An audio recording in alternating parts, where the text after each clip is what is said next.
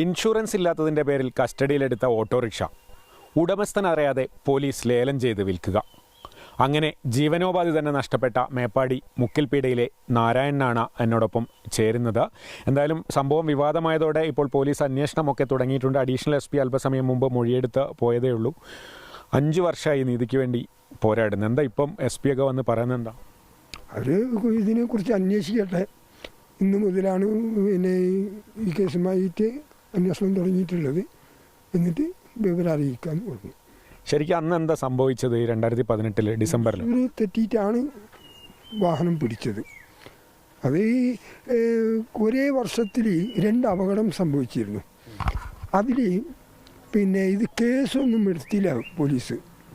അങ്ങനെ അത് ഒരു ഒത്തുതീർപ്പിലാക്കേണ്ടി വന്നു. ഒരു 2000 രൂപയോളം ഈ അപകടം പറ്റിയവർക്കും കൊടുത്ത് 5000 രൂപയോളം വണ്ടിക്കും പണി വന്നു. അപ്പോൾ ഇൻഷുറൻസ് അടയ്ക്കാൻ പറ്റിയില്ല. അങ്ങനെ ഇൻഷുറൻസ് അടക്കാൻ സാധിക്കും. അങ്ങനെ വണ്ടി കസ്റ്റഡിയിൽ എടുത്തു. പിന്നെ എന്താ സംഭവിച്ചത്? നിങ്ങൾ ഫൈൻ അടച്ചോ അല്ലെങ്കിൽ ഇൻഷുറൻസ് അടച്ചോ? 1000 രൂപ ഫൈൻ അടച്ചു. 1000 രൂപ ഫൈൻ അടച്ചു. ഫൈനിൻ്റെ ഉണ്ട്, അതിൻ്റെ കോപ്പി ഉണ്ട്. അപ്പോൾ വണ്ടി വിട്ടുതരാൻ പറഞ്ഞില്ലേ? ഞാൻ ആവശ്യപ്പെട്ടു. അപ്പോൾ അവിടുത്തെ ഒരു പോലീസുകാരൻ പറഞ്ഞ് ഇൻഷുറൻസ് അടച്ചിട്ട് കൊണ്ടുപോയാൽ മതി, ഫൈൻ അടച്ചിട്ടൊന്നും വേണ്ട, ഇൻഷുറൻസ് അടച്ചിട്ട് കൊണ്ടുപോയാൽ മതി എന്ന് പറഞ്ഞു.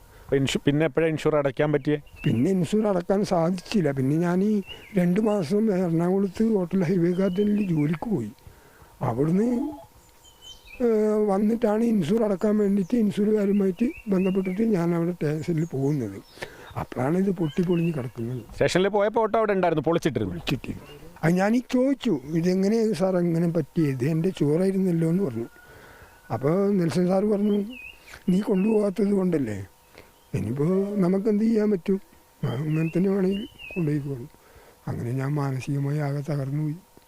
പിന്നെ ആരോടും പരാതിക്കൊന്നും പോയില്ല. ആകെ മാനസികമായിട്ട് സാമ്പത്തികവും ഇല്ല, വണ്ടിയില്ല, വരുമാന മാർഗവും നനച്ചു പോയി. കുറേ കഴിഞ്ഞിട്ടാണ് ഞാൻ സുരേഷ് വക്കീലിനെ കാണുന്നത്. അങ്ങനെ അവരെ ഒരു റിപ്പോർട്ട് പ്രകാരമാണ് ലീഗൽ മെട്രോളജിയിലേക്ക് പോകുന്നത്. അവിടെ നിന്നാണ് ഞാൻ അറിയാൻ കഴിയുന്നത് ഈ വാഹനം പൊളിച്ച് വിറ്റു എന്നുള്ളത്. ലേലം ചെയ്ത് വിറ്റു എന്ന് അപ്പോഴാണ് അറിയുന്നത്. അപ്പം അവർ വക്കീലിനെ തന്നു. ലീഗൽ സർവീസ് വക്കീലിനെ ഫീസ് അടക്കണ്ട, പൈസ ഞങ്ങൾ കൊടുത്തോളം. പിന്നെ എങ്ങനെ ജീവിച്ചു നാരായണേട്ടൻ? അങ്ങനെ ചായപ്പീടിയിൽ കുറച്ച് ചായ വരാൻ നിന്ന്. ഇപ്പോൾ കുറേ കർണാടകയിലായിരുന്നു. ഇപ്പം മുക്കിൽപീടി സൗഹൃദം എന്ന ഹോട്ടലിൽ ചായ വരണം വന്ന്. ഇപ്പം നോൽമ്പാത് കൊണ്ട് അടച്ചിട്ടിരിക്കുകയാണ്. ഈ അന്വേഷണത്തിലൊരു പ്രതീക്ഷ ഉണ്ടോ? എന്തെങ്കിലും നഷ്ടപരിഹാരം കിട്ടുന്നോ? കിട്ടുമെന്നുള്ളൊരു പ്രതീക്ഷയുണ്ട്.